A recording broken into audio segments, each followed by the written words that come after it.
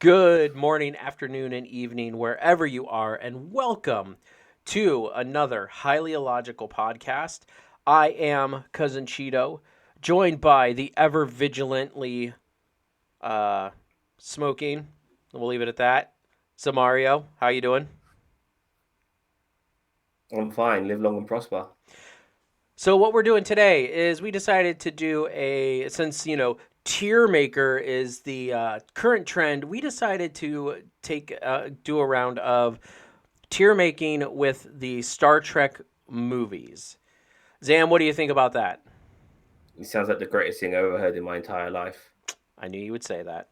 So, without further ado, let's get into it. How we're going to do this is we've got four tiers here because there's only 13 movies. So, me and Zam, after, lots of litigation, we decided that there would be four tiers.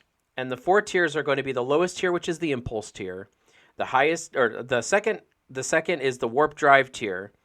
The third is going to be the slipstream tier, and then the top one is going to be the spore drive tier because we go from slowest to fastest, not stupidest to coolest. Just putting that out there.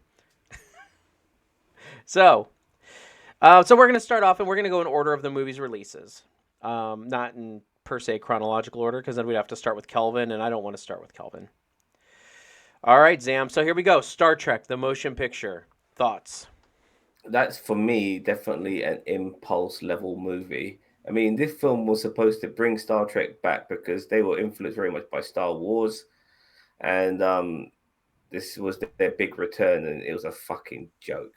The But my stories, sorry, But go on. might I add that this movie did technically I agree with you on a lot of accounts, but technically this movie did revitalize Star Trek because they did get Wrath of Khan. Now I would say Wrath of Khan was more of a revitalization, but I agree with you. I mean, it's definitely a lackluster opening outgoing.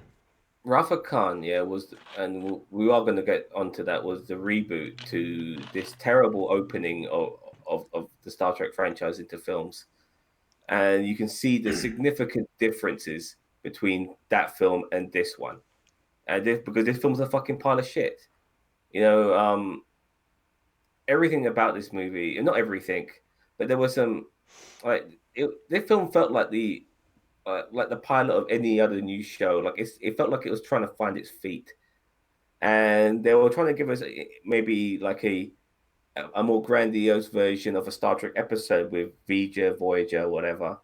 But it just didn't work for me. It didn't work for me at all. And killing off that character and turning her into a robot version, which falls for, oh god, it was just stupid. You know what I mean? Just Yeah. stupid. And I agree So with you. yeah, So we're going to move that into the impulse tier. There we go. All right. So I think did I mess something up? I hope not. All right. I mean it looks fine, but okay. So anyway, so we got our first impulse tier, which is Star Trek 1. So now we're moving on to the one of the bread and butters of the Star Trek franchise, which is Star Trek 2: The Wrath of Khan. Thoughts, who Sam? would have who would have thought that a trilogy would begin with the sequel? Yeah, I mean, right? as far as I'm concerned, this is the first Star Trek movie because the one before that is just so forgettable. I'm not even sure if it's ever been used in Star Trek lore since. But this movie brought back a lot of Star Trek lore. Yeah, brought back characters from the fucking series. This movie was a great cat and mouse film. You know, two old enemies going back at it one more time. Um, the ending as well with Spock dying, but obviously them smart enough to foreshadow a way of bringing him back by by putting maybe like a version of his consciousness into Bones, which was really clever. The heartbreak, the revelations that he had a son for fuck's sake. It was it was there's a lot to this film. Ricardo Montalban being Khan, of course, fantastic, fantastic character. Um, yeah, he never. The only problem with this movie is that he never met Chekhov, which is a massive flaw, and I'm surprised. I'm I'm actually angry that they went that route with Chekhov. They should have just swapped Chekhov and Sulu, and it would have been fine. Other than that, it was a good film. Yeah. I agree. I believe that this movie is overhyped, but I don't ever disagree that it is one of the better Star Trek movies. I don't think that it's the best. I don't think that it's anywhere near the worst at all. Period. Okay, so we have our. This it was cool because it was. You're right. It was a return of Khan and yada yada. Um, Chekhov probably just read the report on Khan, I guess. But no, That's no, no. He said I'll never forget a face. Khan said that. oh, Yeah, Khan he said that. never met Okay. Khan, never met him at all. This has to be in the top tier. This is Spore Drive. Simply for not only being a very popular film generally, whether it be amongst ourselves or not, um, it's also a film that really started off the legacy of Star Trek in another direction, other than just the series. Lots of stuff from the movies are used in Star Trek lore. This film especially. Okay. Well, I disagree, and I will give this one to you. I will put it in Spore Drive. However, I do disagree. I would put it in Slipstream, in my opinion. Because the Nebula fight was kind of lackluster. For the time, yes, it was epic. It was one of the biggest things that Star Trek ever did, ever, period. It was one of the, and you're right. A lot, I'm not saying you're wrong about any of the points you made. I'm just saying that a lot of that stuff did not impact me as much as it impacted you. But I will give this one to you because most people agree with you. So I'm going to move this one right up here to Spore Drive. All right. So the next one we're moving into is Star Trek Three: The Search for Spock. Now, I like this film. I like it a lot, but it's very similar. Unfortunately for this film, which is why I think some people shitted on it. It was very similar to the previous movie. It followed a lot of the similar beats. Genesis, once again, and I never mentioned that earlier, but I mentioned it now. Genesis, it plays a big role in, well, definitely in the first. When I say the first two, I mean Star Trek 2 and Star Trek 3. Not so much, not at all in Star Trek 4, but the reminiscences of what happened in Genesis is still there in Star Trek 4.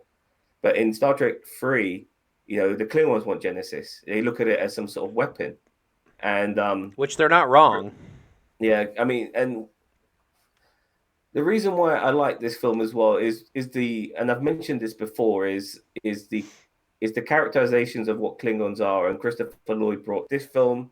Obviously, I think one of the things people got pissed off is Kirk just found he's got a son, and now he's dead. He gets murdered. Sarek is somebody else now. Not Sarek. Tavik. Oh shit. What's the name Savick. of the Savick? Sorry, Savick is played by a different actress, which doesn't always help.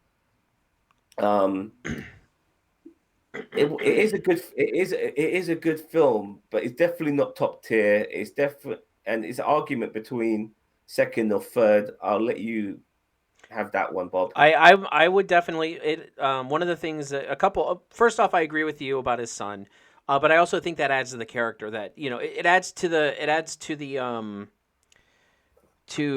in Star Trek 6 a little foreshadowing about him the Klingons killed his son, and I feel like that was he not only was he angry at the Klingons, but he was angry at himself because he never got time with his son. He didn't I mean he didn't know, but I feel like Kirk was blaming himself for not having not knowing and not spending time Mhm. with Marcus. So I so I mean, he didn't really know. I mean, like his son was a fucking man, and we're not talking a young man either. He no, was he like in was his a grown late, adult. yeah, late 20s, early 30s, and yeah, and he missed out his entire son's life. Yeah, all included in there. I feel like that was a big character moment for Kirk, and good on. I think didn't Leonard Nimoy write these movies, if I remember I'm not, correctly. I'm not sure. I know he directed them. I want to say he Um, helped write them too, but I I know mean I'm not sure if he knows. I apologize. I don't think he directed 2 and 3. Definitely directed 4. he did direct four. I know that, but Yeah. yeah, like I feel like that this was this did more. I feel like Star Trek 3 did more for the progression of Kirk than 2 did. Also, it had one of my favorite ships of the TOS era, which is the Excelsior. However, it Actually, that's one of my favorite scenes in Star Trek, by the way, or in general. is when he steals the Enterprise. Mm-hmm. I love that scene, Oh man. I yeah. fucking love it. We had the destruction of the Enterprise, which was pretty cool, and Yeah, I'm that is glad we had also that that. I was gonna get to that. Yeah. That was also cool. But I do feel, come to think of it, in hindsight, that maybe Spock shouldn't have come back in this movie. They should have maybe left it for another film, maybe even another film. Like, have him really dead. He's just gone, and he fucking comes back. Yeah, and to the detriment of losing his son, for fuck's sake. And I mean, obviously, that's not the case in regarding that he lost his son. That's how he got his Spock back. But he did lose his son in this film, and even though Spock came back, and I feel it's one for the other in movie world. So yeah. All right. So Uh, I'm gonna say a solid Slipstream tier. Do you agree or no? Slipstream is the second one, yeah? Yes. Yeah. Okay. All right. We are Slipstreaming number It's a three. very, by the way, I just want to say that it gets a lot of shit, Star Trek 3, and it shouldn't. No, It I shouldn't. agree. It really It's shouldn't. excellent. It's excellent. Yeah. All right, so moving along, Star Trek 4. I'm going to start off with this one. They go back in time with some shady time travel shenanigans, and they save some whales, and Greenpeace is now singing their praise. That's it. Good night, everybody. I mean, like that. This movie was as a kid for me. This movie was a lot of fun, and I loved it because they were in my. This was my first because I didn't watch the original series growing up. So this was my first uh, time doing time travel with Star Trek. So this was my intro into time travel with Star Trek. Scotty doing the whole clicking, talking into the mouse thing. And all those 80s tropes, the double dumbass on you and all that other stuff. I mean, so that was my intro into Star Trek time travel. I know they did it a crap ton in the original series. I didn't watch that. So, so I've always had an affinity for this movie, even though I do get that there are glaring issues. I love the whales because who doesn't love humpback whales? I did love the moment when the ship decloaked, like Prime Directive be damned. So yeah, so I mean, I've always liked this movie just because of nostalgia. I know that's not exactly the most compelling argument. So for me, it would definitely be a Slipstream tier. But Zam, what are your thoughts? All right. First of all, this is probably the only. I might be wrong, but I feel this is the only Star Trek movie where you have a god alien in it, which communicates to whales on our planet. Oh yeah, that too. Yeah, and I understand why they made this movie the way it is, because the last few Star Trek films have been really dark, really disturbing. Really with a lot of grief, as well as there was, there was adulation. There was a lot of grief in those films, and they needed to turn up the happy factor a bit, in my opinion, which is why they made it this way.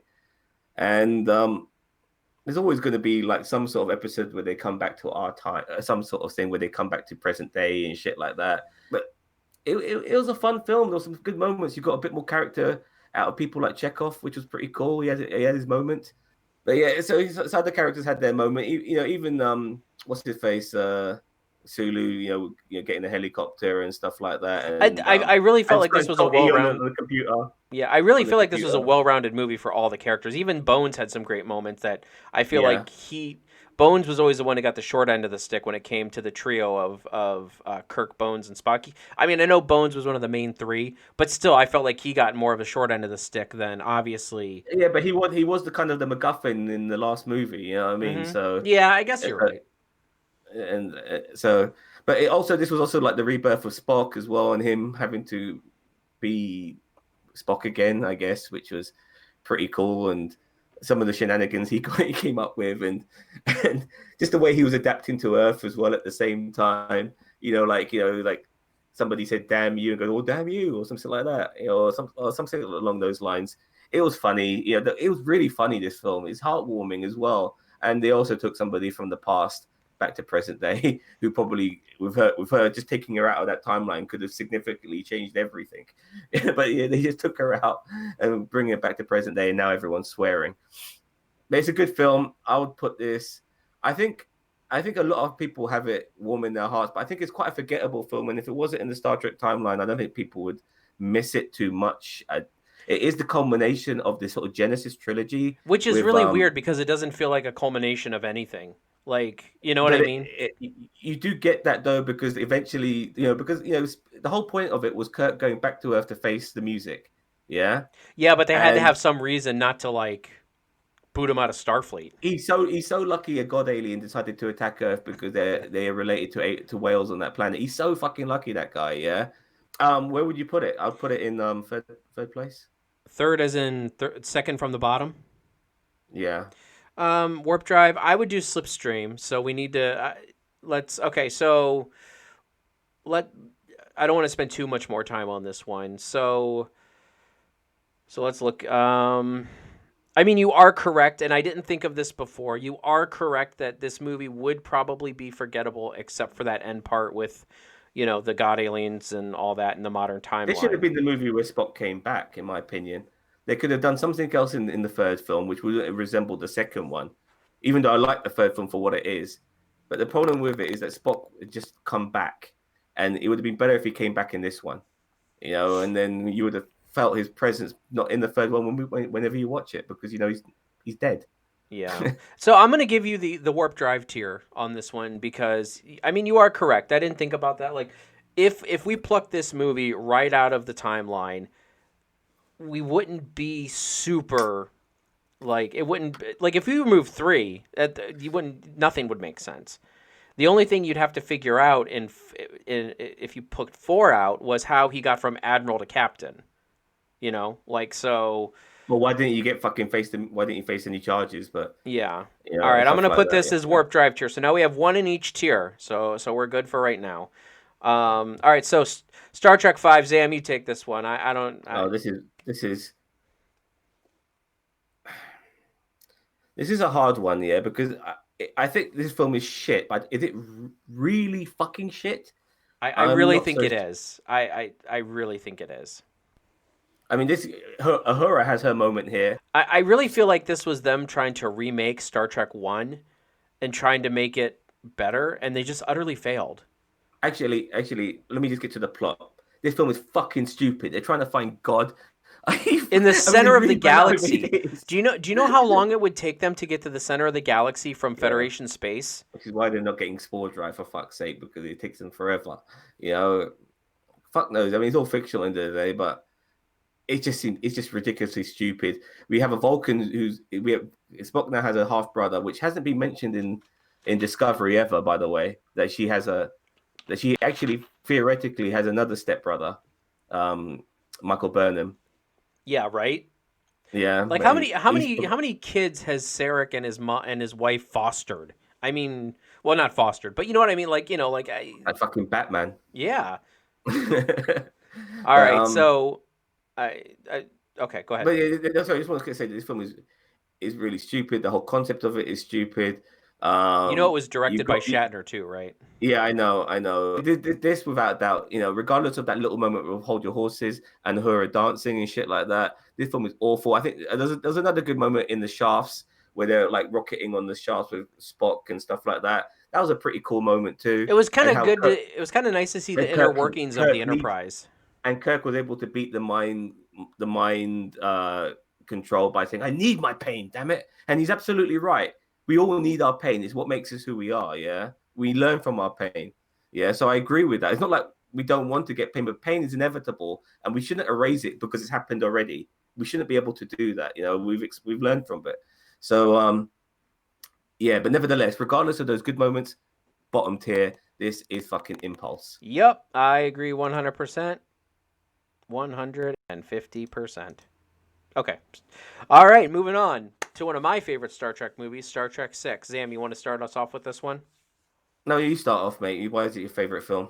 It One of your favorites, sorry. because it feels like a good episode of Star Trek. It feels like one of the you have some movies that feel very like Star Trek episode-y, but they're terrible movies. I felt like, and this is another one that I think that Leonard Nimoy wrote and directed. I believe I know he directed it. I don't know if he wrote it, but this movie felt like it was definitely a culmination of the original series characters. You have Sulu in his own ship, the Excelsior, no doubt, which is one of my favorite ships. And you have this epic battle scene at the end, which honestly, if you go back today's standards, it's a short fight, but it's so epic. Like it works in the Star Trek universe. But this is there's also the mystery behind it, and the other worlds that they're going. They're exploring, like the Klingons and stuff like that, and you get to see a D7 class again for the first time since the original movie, mind you, from the motion picture. And you just have, it's just, as I said, it's just like it's one of those movies that just is a well written episode of Star Trek, and it works. And that's why I mean, there's tons of moments in this that I could rattle off on, but I really like this movie, and it's just the way it was done, and the way it was produced, and the way it was acted and everything, and it was a great cap for the original series. This film is brilliant. I want to say first of all, this will go for me in the top tier. So yep. Um, this So at least we're in this is for agreement there. this film is. I think this film gets overlooked because it's so far ahead in the sequels. It's six, for fuck's sake. How can this be any good? It's number six. It's fucking good, man. Regardless of it being number six, it does everything that number five should have been. It was interesting. It was engrossing. It was personal, and it wasn't. It was. It wasn't overly grandiose and for the sake of it, like which five was. Like for fucking sake, they brought God into it. I like the way they brought certain characters back from the previous films, who ended up being villainous, like that Black Starfleet officer who was in four and Yep. maybe five. But he ended up being one of the people who tried to get the president assassinated. And I'll be honest with you, the president assassination thing I did not like. I understand why they did it, but the whole thing of like Kirk beaming down and oh come on, man. It was a bit cheesy. And there's Scotty there, with his fucking fat fucking ass, opening the door and shooting that guy, because he has to have a little moment too and stuff like that. We're not gonna get some properly trained guy on our team in the ship to fucking beam down with us. I'm gonna get some 70-year-old man to take care of a sniper instead.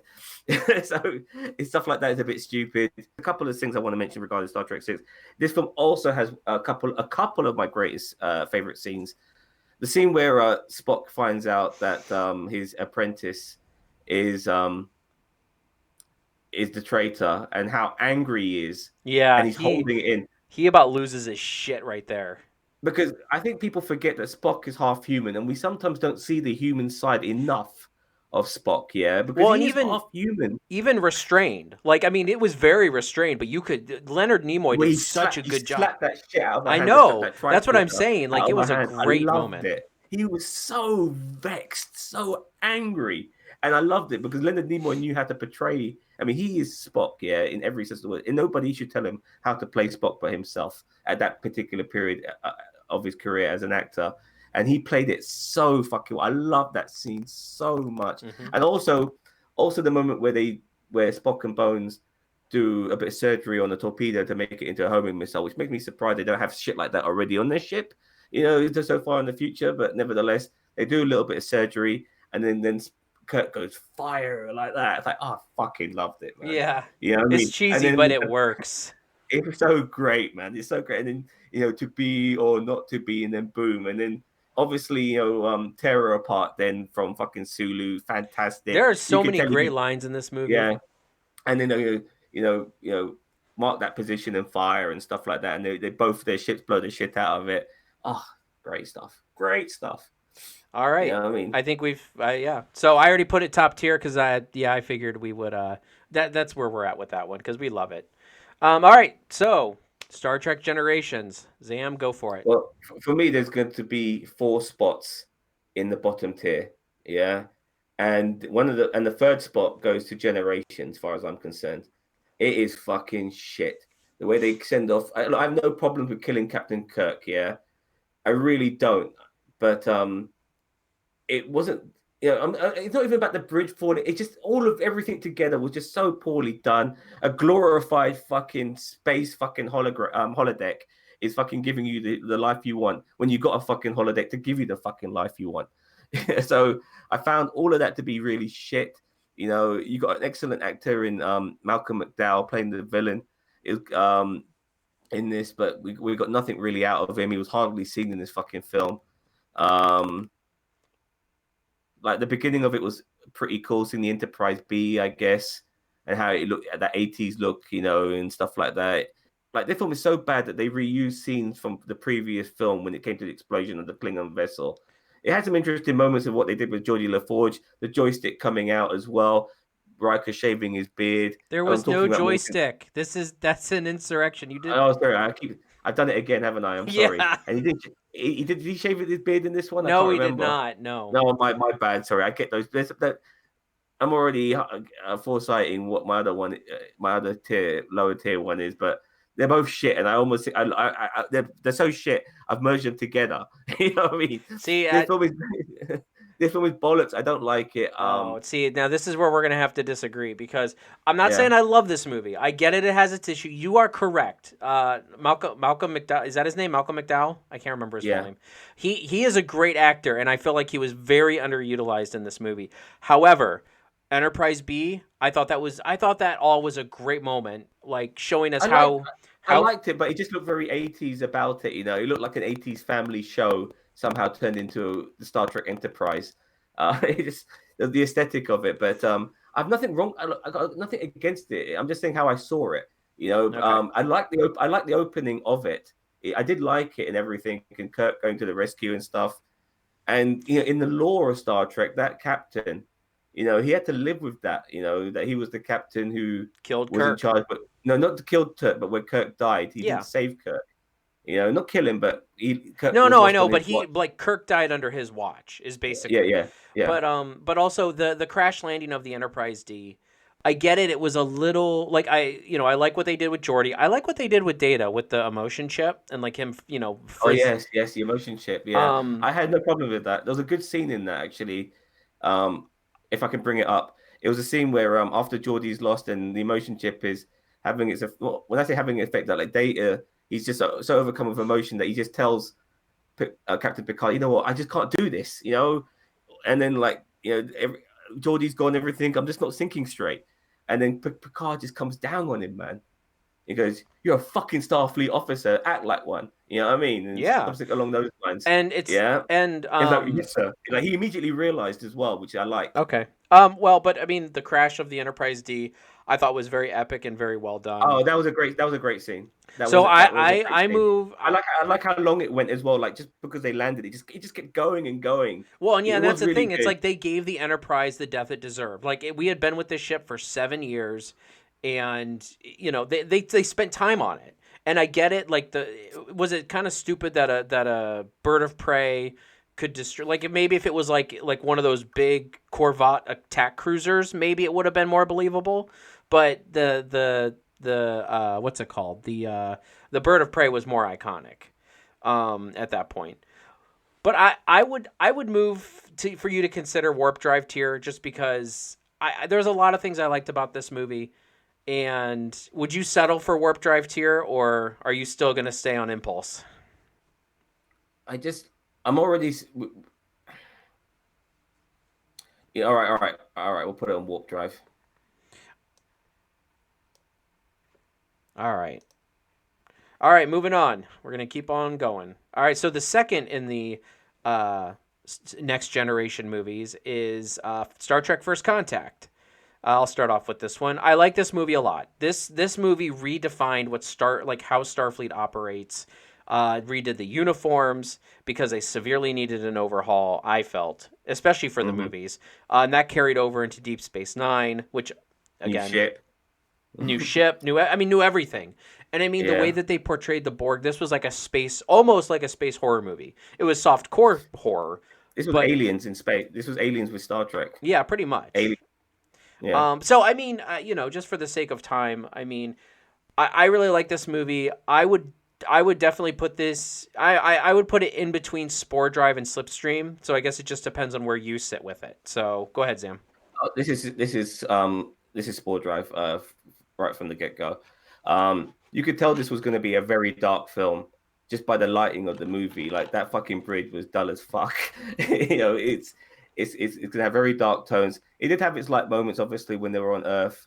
With Zephyr Cochrane, and you find out the beginning of how Starfleet, I guess, came to creation.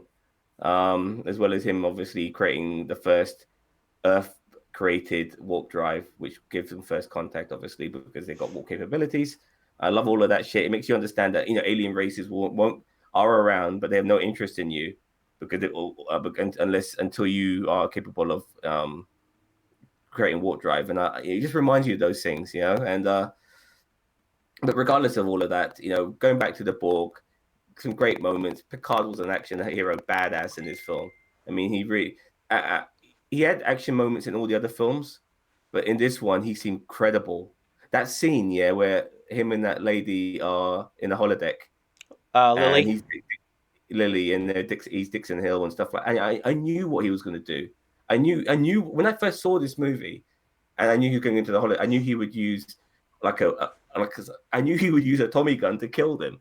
I'm not sure if it was predictable to you. I was pretty young when this came out, so I was just kind of along for the ride.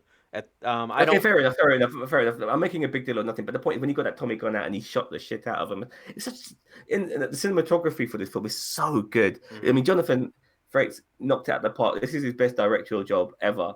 The Borg Queen was fucking great, and I love the reversal on Data. Here's a guy who is an android becoming more human, not just the emotion chip, but physically human, getting flesh, having an eyeball and shit like that.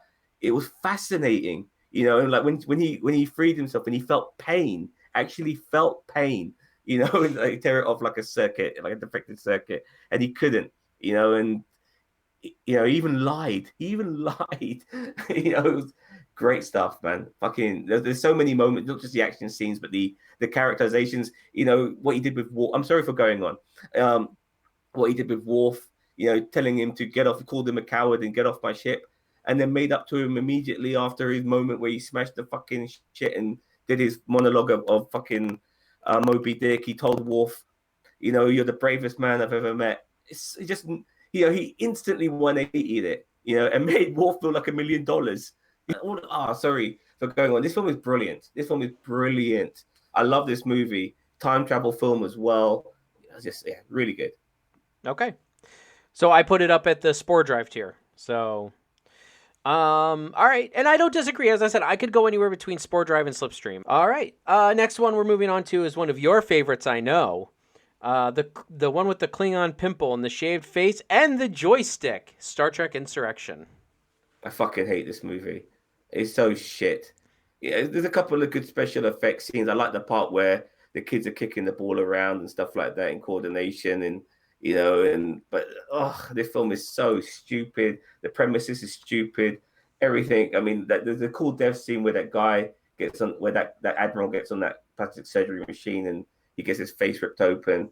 But those people, those plastic surgery people are Baku and shit like that. Why did they have to go through all this shit for? Why can't they just go to the planet and just say we're Baku too? You know what I mean? And explain themselves, and they would believe them. Why did they have to go through all of this shit and get constant plastic surgery? Well, this planet's just there, and then they've got this giant vacuum cleaner in space to get the fucking space rocks, which give you the eternal youth. Kind of remind me of fucking Spaceballs. space balls. Yeah. Oh god, this film is so shit. I hate this film. I don't know how you feel. I don't hate this film, but I could take it or leave it. I'm okay with Impulse tier. I don't hate it like you do, but I feel like your hate overwhelms my mehness about it. This So has to go to the bottom. If you're not going to look, I gave you generations. This one okay, has to no, go. and I know, I This know. one has to go at the bottom. I love how we're This one has to go at the negotiating. bottom.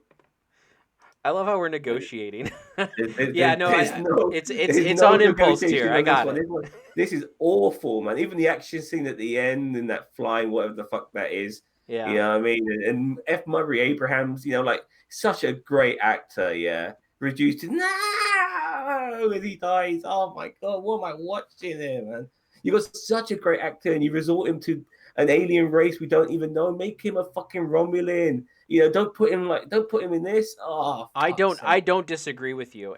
All right, moving on to the franchise killer itself, Star Trek Nemesis. That's the young Picard one, yeah. Yeah. No, yeah. This film's all right. It's not great, but it's all right. They had some good moments.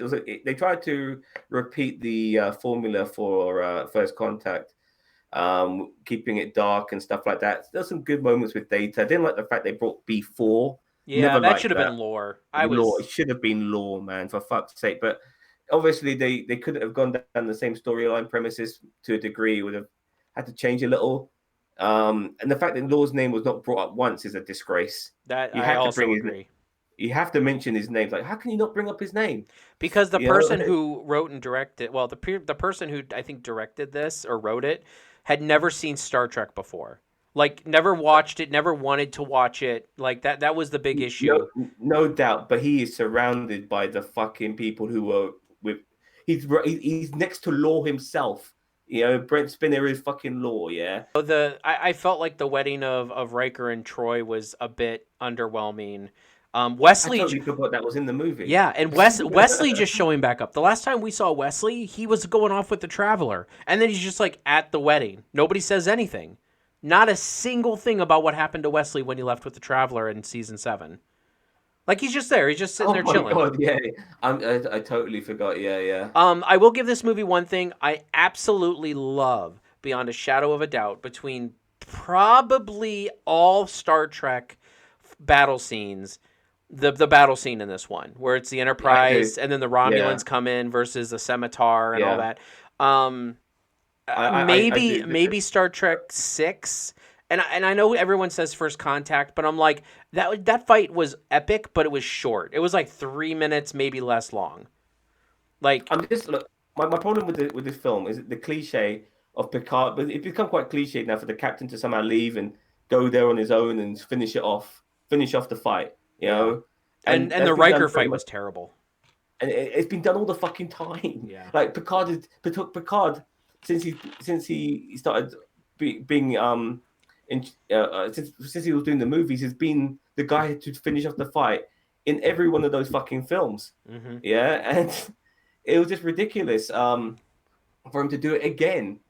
I like that battle scene at the end. I like the battle scene in the middle where they go on that Scorpion class ship and they go through the corridors and Yeah, I stuff. thought that was pretty cool too. As I That was said, really cool. yeah. That was really cool. Everybody Um, gives crap for Picard like driving the dune buggy. I didn't. I thought that was funny. Like I didn't mind it so much. I mean, I get I know that they're like, oh, it's the twenty I liked it. fourth. Yeah, well, a lot of I people are like, liked oh, it. it's a 24th century. Why are they driving a dune buggy? And I'm like, because it's fun. I don't know. Like that is one of the things that you shouldn't really be worrying about. Them not mentioning lore, that is something they should be worrying about.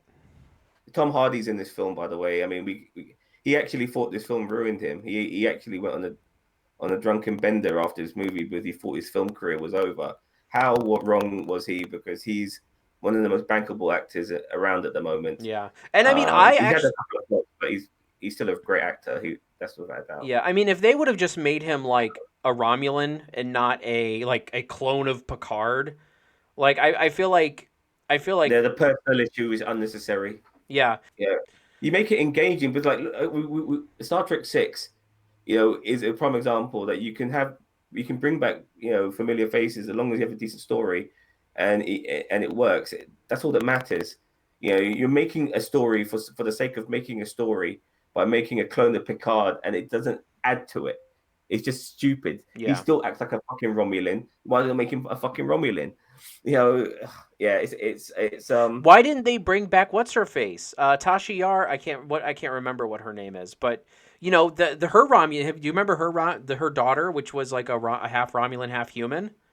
Because remember, do you remember Yeah, all yeah, that? yeah, yeah, yeah. Why not Yes, bring I her do. back for this movie? They had so many previous villains, like good previous villains, that they could have used in these movies.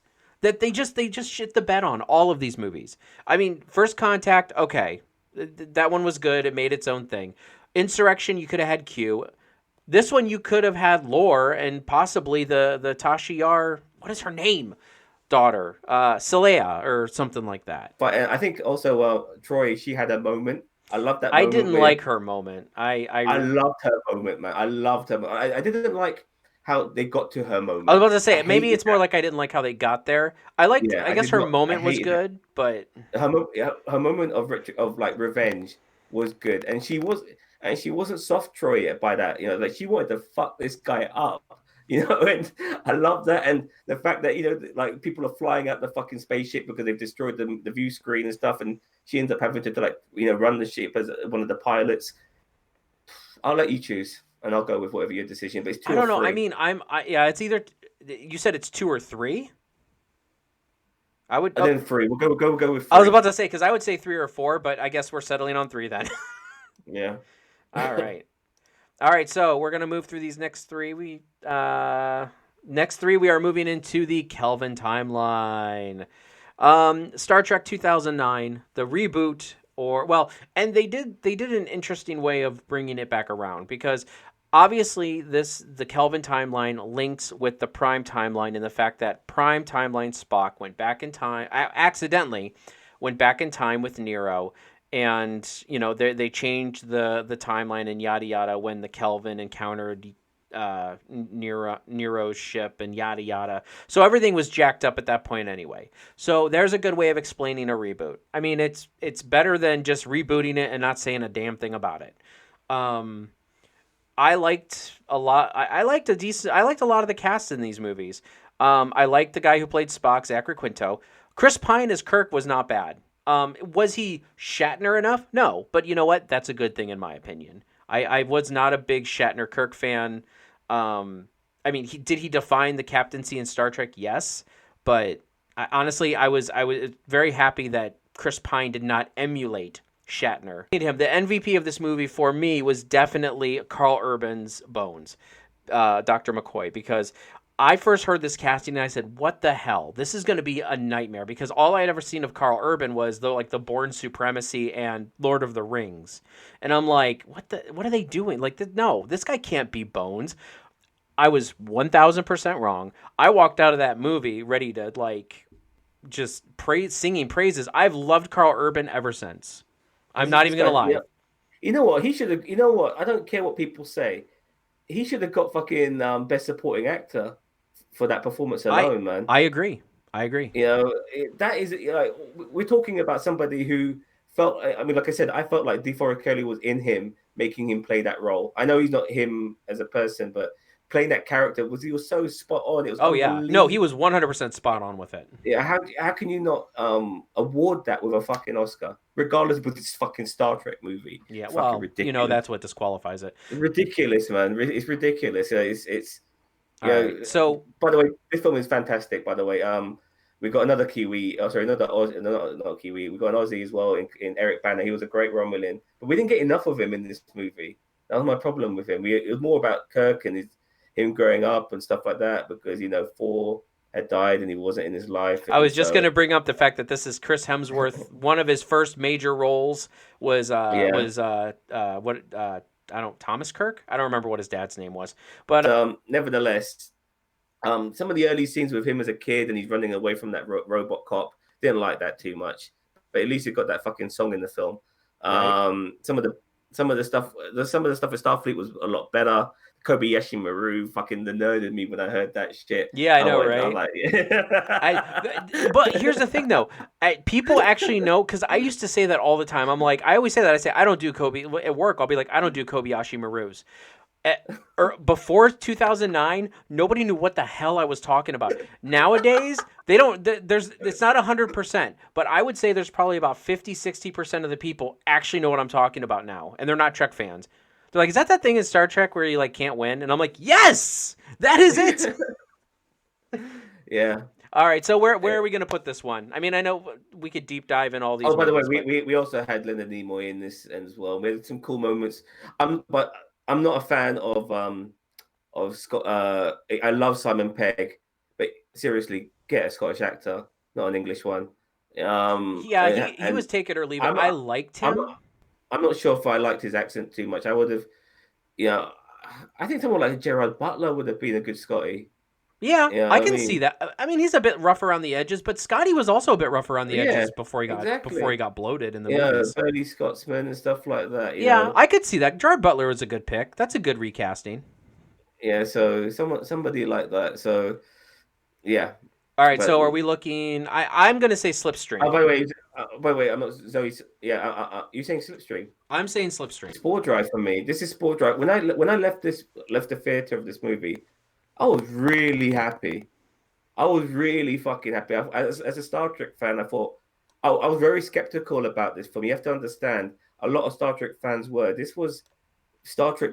doing a reboot, Yeah. rebooting Star Trek after fucking Voyager and all of this shit, and you're rebooting Star Trek, and I was like, what the fuck's going on? Like, and Little did we but know that it did not phase Star Trek universe at all. It kept on it going later worked. It on. absolutely. I was so happy that they used their brains when it came to how they did it Yeah. by creating an alternative timeline. So smart, yeah. And I like that. And I felt, even though this was a reboot and you had somebody who didn't know anything about Star Trek, the writers did, and they made sure that. And I think J.J. Abrams appreciated the Star Trek nerdisms from the writing to obviously, because yeah, it was told to me like we need to make sure people know that they're watching a Star Trek film, not just a flashy film. And What did the you think Star Trek about the fight scene on the mine laser? it was good, Okay. which is kind of got the inspiration for the unfortunately terrible Spock and Kirk video game. Um, No, I but meant on the laser where Sulu and Kirk were, and the one oh, engineer sorry, just. yes, yeah. That was brilliant. That was brilliant. Totally forgot about that action scene. I thought you meant the end, but Oh yes, no. I'm glad you brought that up. That was brilliant. And the destruction of Vulcan, I'm not so sure how I feel about that, I but initially hated it. I have become okay with it because it's a different timeline. But initially, I was like, when before this was like the Kelvin, like before the Kelvin timeline and everything was its own like thing. Because initially, it wasn't real. They were saying that this was a like a reboot, like this was them going back. And I know in the movie they explain it, but a lot of people were just like, no, this is new Trek. This is new Trek. Blah blah blah blah blah. I initially hated it. I'm okay with it because it's its own thing. But if this was in the no, but prime timeline, I would hate it. no, I have no problems with this because I mean, I'm glad it's not the prime timeline, and I'm glad they didn't. I think that the backlash would have been unbelievable, but they were smart enough to create an alternative timeline. But even other things like this film kept reminded you Spock is half human. It didn't forget that, and Oh yeah, beat the it hell out reminded, of Kirk. but he is half human. And the human side does come out of him, and I liked all of these things. It gave you some character development, and yeah, this is Spore Drive. I mean, for me to be so skeptical of this movie and to come out so fucking happy to know that this was definitely a reboot, this was going in a different direction, yet it still was fundamentally Star Trek in lore and in characters to a degree. Yeah, I give them a lot of credit. They knocked it out of the park with this film. They Okay, really so did. let the record show I said Slipstream, but Zam is saying Spore Drive. I'm going to give you this one because on a future one, I think you're going to have to give me a little leeway. Okay. All right, so Star Trek 2009, Spore Drive. Please leave your thoughts in the comments below. All Yes, right, please. so last two. All right, so we got Star Trek Into Darkness. This is like this is them not understanding what got them so popular in the first place. This is them now thinking, okay, you know, let's just do something that we've done before. Like, no, the whole point was is that you didn't destroy what was already done before. You kept that relevant by creating an alternative timeline. Now do something else. Yeah, with the people we that you've kept also relevant too. Do something else, not do something we've done before. It's fucking awful, man. The twist with Benny fucking being Khan and Oz and the fucking Khan from fucking Spock and it's just so bad. I mean, this is forgettable. You got fucking a geezer who was in Enterprise and is also in this movie in Peter Weller, RoboCop himself. Oh yeah. Explain that one, and yeah, this is awful. This is forgettable. This is how bad the film is. Oh, I think I've only seen it twice. That's why I don't remember it much. It's that bad. I This really upset me. This movie, it was that bad, and unfortunately, this film was so bad that it hindered the film that came afterwards, which was a lot better than this piece of shit. All right. I didn't hate this movie as much as everybody else did. I didn't love it. There was a lot of problems with it, like the transwarp transporting, and that's actually an issue I had with the 2009 as well. Um, but yeah, I loved Benedict Cumberbatch as Khan. I know he's not like the character from the Prime timeline. I know that they made some changes. Blah, blah, blah, blah, blah, blah, blah, blah. I get it. All right. But if there was anyone who I thought could have personified Khan in the sadistic way, and just even the way he talks and the way he moves and the way he does things, Benedict Cumberbatch is honestly one of the first picks that I would have had for this character. Um, I loved him in this movie. I thought he was great. I'm glad they didn't kill him at the end. The super blood, yes, I know. They cured death yet again, and we never hear about it. So, None of this story you telling me gives works on me like as reasoning because I didn't want Khan in this fucking film in the first place. So you can mention how Khan's good here and there and all of that shit, and Benedict, who is a fantastic actor, no doubt, but not this character. I didn't want him in this fucking film. They didn't fucking go on some next adventure to create a whole brand new story which they couldn't think of. They couldn't.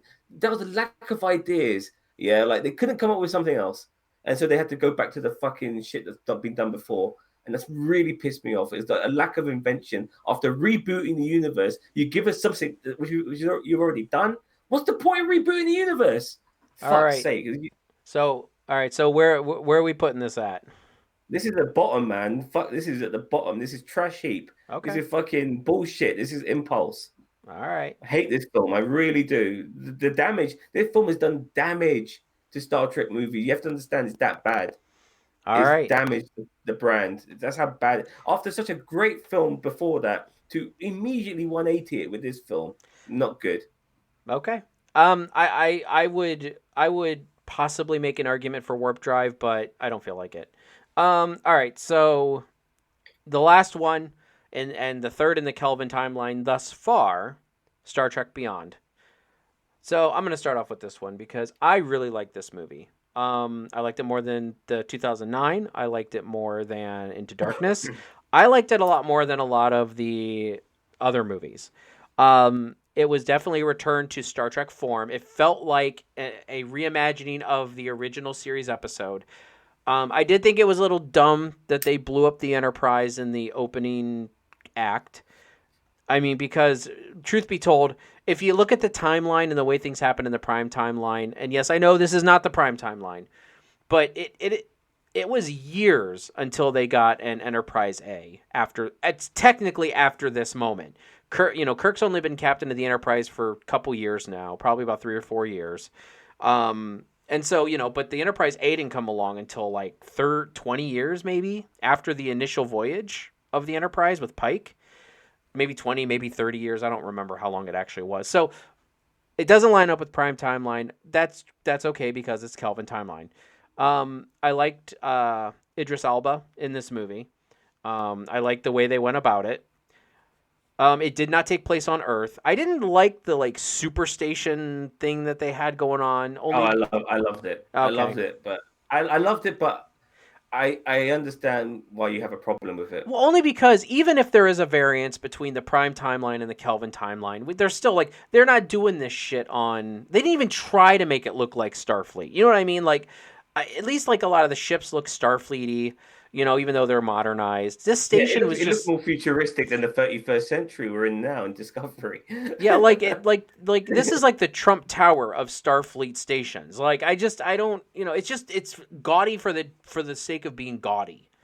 It's And clever in a way that because it's in space, like anything they could, like because it's floating in space, like there is no level. You know what I yeah, mean? So like it can be you can have shit in every way possible, and you'll always be the same level, yeah. however you look at it. If you know what I mean. Yeah, I know what you mean. So, Yeah. and I did enjoy a lot. I enjoyed. This is the last. Well, I don't know if this is the last performance, but this is the last Trek performance from what's his name, Chekhov. I can't remember his name. Oh, oh, Anton Yelchin. Anton Yelchin. Yes. This was his last performance, which was very sad. And I think we knew before this movie came out. He had passed before this movie came That out. was so sad. Yeah. Yeah. But he actually did a really good job. I did not like him in the first two movies, like him being like the makeshift chief engineer in the second one, and in the first one, him just being the young sprunky cadet. eh. Yeah, but that's what he was though. That's Chekhov was the youngest of the lot, I and know, but and I didn't like it in the first two he was movies, the and George in this. Harrison of the group. Yeah, well, in this movie, I really enjoyed Chekhov's character, and that was really sad that we lost him because if we did do a fourth movie, I would have loved to have seen where Chekhov went from here. Um, and I really enjoyed Spock and Bones' little romp together. I mean, I know they always try to stick them together because they're the dynamic duo outside of Kirk. I just want to quickly add to something like regarding more Star Trek in the future. We don't need Kirk, Spock, Bones anymore. They don't need to create new. They don't need to recast these characters anymore. You just create new characters. There's a whole universe. We don't need these guys. I mean, be brave, be smart. Just do a brand new film with a whole bunch of new people we've never fucking heard of, and let's see how that goes. Can't be any fucking Well, worse but than I mean, some of the previous shit they've given us. movies are ran a lot different than TV shows are, and unfortunately, they go for the sure thing with movies because there's millions of dollars involved. But Then, if you take a risk and make, it pays off, there could be billions of dollars well, in profit. they're making film from Discovery would be their best bet, in my opinion. If they're going to make a movie with Discovery in it because at least it's an established ship now. It's an established crew. Okay, maybe. Okay. Well, look, personally, I don't want them to do any more Kirk, Spock, and Bones and the rest because I think is it. I think the fact that just because you're giving these guys these names, new actors, means that you're relying on these names, not the fucking actors themselves, the names of these actors, these characters to get you through this film when you could have easily done the same fucking film with just different characters. And that's how I look at it. But regarding this movie, which I haven't even brought up, I like this film.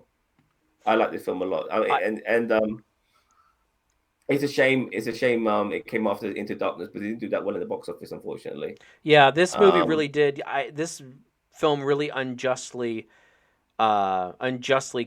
really put the Star Trek movies into turmoil because honestly, I feel like this movie would have been better received if it did not come after Into Darkness. I'm gonna move for this to be slipstream tier. That's yeah, I'm 100% with you. oh, okay. Well, This is then I guess I shouldn't have hedged my bets then. Uh, I'm 100%. This is a really good, fun Star Trek film with an interesting ending. Three. Going into Beyond though, because I want to quickly go on to that. Idris Elba's character was good. I remember about him and stuff like that. The film, obviously, the memory of the film has left my mind. I've only seen it once. I've only seen the film once, but I did enjoy it when I did see it. Thoroughly enjoyed it.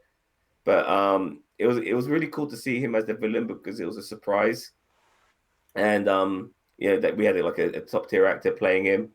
Um, but once again, you don't see much of the villain until the end. Destruction Enterprise was I didn't mind it too much. They brought another dynamic to it with them with Anton and Pine having to fucking run around over the ship and up above it and below it like the fucking Titanic and shit It was a when it great was visual. sinking.